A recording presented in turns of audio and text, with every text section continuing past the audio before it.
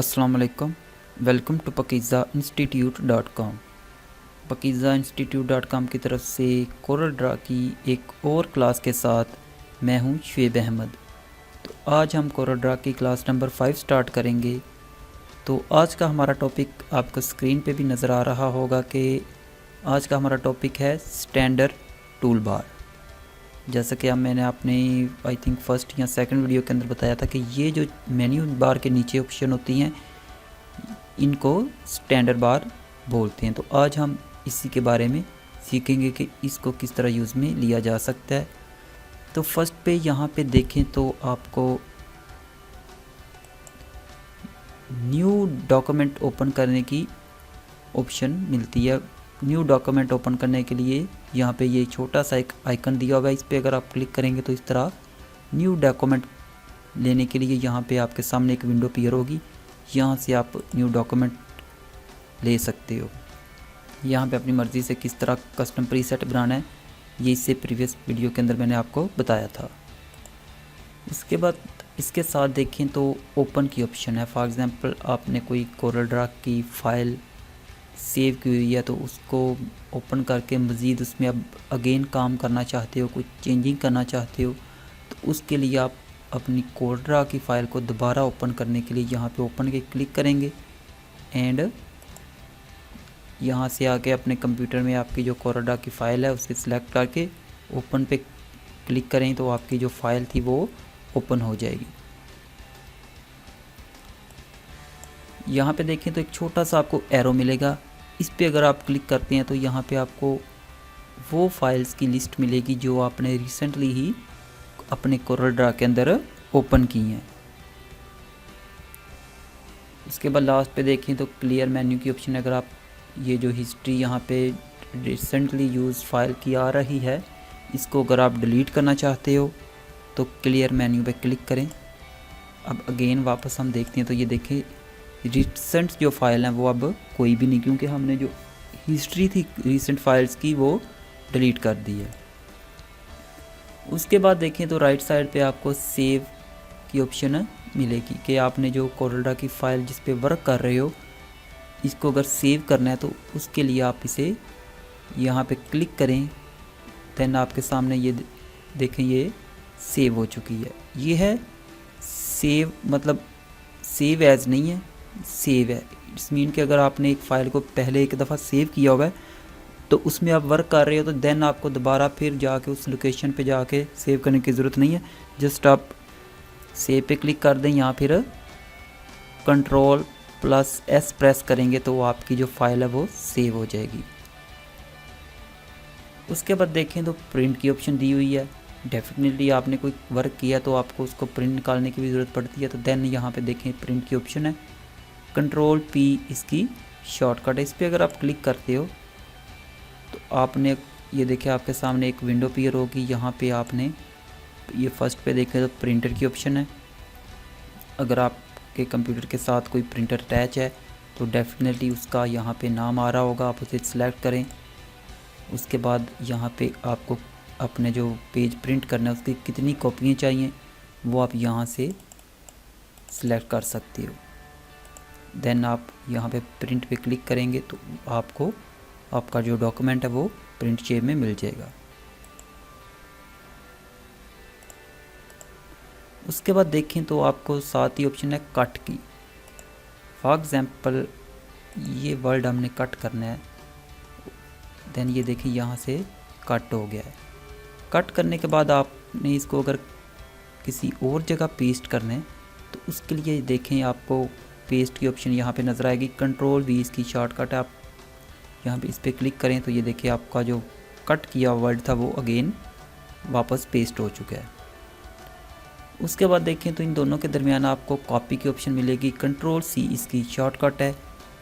ये हमने कॉपी किया, ये हमने पेस्ट किया, तो ये देखिएगा अब ये दो हो चुके हैं क्योंकि हमने कॉपी करके पेस्ट किया इसलिए वो अब दो हो गए थे।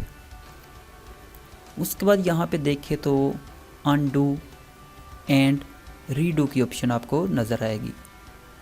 अनडू का मतलब होता है कि आपने जो एक स्टेप की है, अपना वर्क किया एक स्टेप फॉरवर्ड, उसको अगर वापस बैक एक स्टेप लेके आना है तो उसके लिए अंडू यूज़ करते हैं एंड एक स्टेप फॉरवर्ड जाने को रीडू कहते हैं। फॉर एग्ज़ाम्पल यहाँ पे मैं ये करता हूँ, ये देखिए अभी मैंने थोड़ी देर पहले जो इसकी कॉपी ली थी उसको डिलीट किया था, तो ये देखिए एक स्टेप हम वापस आए हैं तो वो वापस आ चुकी है।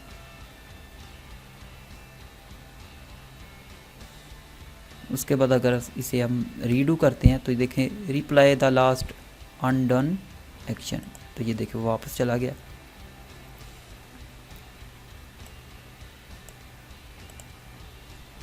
उसके बाद देखें तो आपको इंपोर्ट एंड एक्सपोर्ट की ऑप्शन नज़र आएगी। फॉर एग्ज़ाम्पल आपने कोई डॉक्यूमेंट इधर इंपोर्ट करना है, इस पर क्लिक करें तो यहाँ से अगर आपके पास कोई डॉक्यूमेंट पड़ा हुआ है, फॉर एग्ज़ाम्पल हम इसी को ओपन करते हैं, इंपोर्ट कर लेते हैं। देखिए उसके बाद क्या हुआ है कि वो जो आपने एक जेपीजी फाइल थी आई थिंक वो जो हमने सेलेक्ट की है तो वो डायरेक्ट यहाँ पे इंसर्ट नहीं हुई। वो अब आपसे ये देखें यहाँ पे मैं क्लिक कर देता हूँ तो ये देखिए वो जो आपने इंपोर्ट की है फाइल इमेज वो अब यहाँ पे इंसर्ट हो चुकी है। मतलब कि आपने जब क्लिक करेंगे देन वो यहाँ पे इंसर्ट होगी।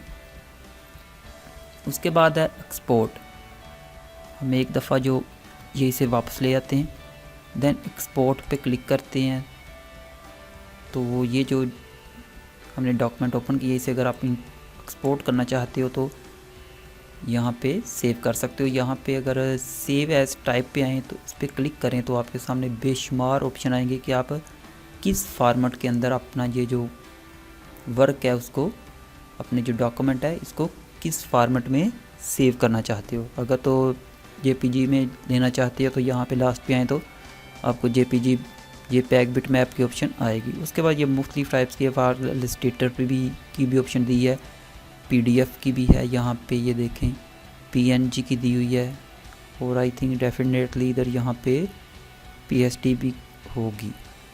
तो इस तरह मुख्तलिफ किस्म की यहाँ पे ऑप्शन दी हुई हैं तो आप उनमें से किसी के अंदर भी अपने जो डॉक्यूमेंट उसको सेव कर सकते। ये देखें PSD की भी ऑप्शन है कि आप अगर फ़ोटोशॉप के लिए सेव करना चाहते हो PSD तो देन आप यहाँ से सेव कर सकते हो। तो आई होप सो आपको एक्सपोर्ट की समझ लग गई होगी। इसे हम डिलीट कर देते हैं अब। उसके बाद अगर आप अपने जो डॉक्यूमेंट है इसको PDF में इंपोर्ट करना चाहते हैं तो ये देखें यहाँ पे PDF की ऑप्शन है, इस पर क्लिक करें तो ये देखिए अब ये आप सेव करें तो ये अब PDF में सेव होगा। देन यहाँ पे ऑप्शन दी हुई है जूम लेवल की, ये बाय डिफ़ॉल्ट देखें तो इस वक्त 100 पे है। अगर आप यहाँ पे आके 50 करते हैं तो ये देखिए अब जूम लेवल जो है वो 50% पे शिफ्ट हो चुका है। ऐसे ही अगर आप चाहते हो कि जितना आपका ये पेज है उसके हिसाब से ऑटोमेटिकली फिट हो जाए तो देन आप आएँ तो ये देखें फर्स्ट ऑप्शन जो है टू फिट, इस पर क्लिक करेंगे तो ये देखें आपका जितना ये डेस्कटॉप है, ये मैं आपको बता चुका, ये जो हमारा वर्किंग एरिया ये डेस्कटॉप होता है, जितना आपका ये डेस्कटॉप है उसके मुताबिक आपका जो वर्क है वो एडजस्ट हो जाएगा। इस वक्त ये देखें तो जूम लेवल 140 भी है। वापस अगर आप इसे 100 पे लेके आते हैं तो ये 100 पे आ गया। उसके बाद देखें तो इसके साथ आपको ऑप्शन मिलेगी फुल स्क्रीन प्रीव्यू, F9 इसकी शॉर्टकट है। अगर आप अपने वर्क को, अपने डॉक्यूमेंट को फुल स्क्रीन पे देखना चाहते हो कि ये ऊपर से menu bar, standard bar, property bar हर चीज़ गायब हो जाए, जस्ट आपका ये जो वर्क किया हुआ एरिया ये आपको फुल स्क्रीन में देखना है तो देन उसके लिए आप यूज़ करोगे फुल स्क्रीन प्रीव्यू।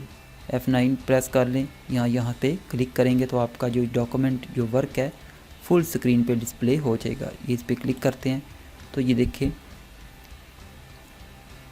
बाकी तमाम चीज़ें यहाँ से हाइड हो चुकी हैं। जस्ट आपका जो वर्क किया हुआ डॉक्यूमेंट है या फिर कोई डिज़ाइन है वो आपको यहाँ पे फुल प्रीव्यू में नज़र आएगा। अगर इसको अब कैंसिल करने के लिए जस्ट आपने कीबोर्ड से एस्केप का बटन प्रेस करना है तो ये वापस कैंसिल हो जाएगा।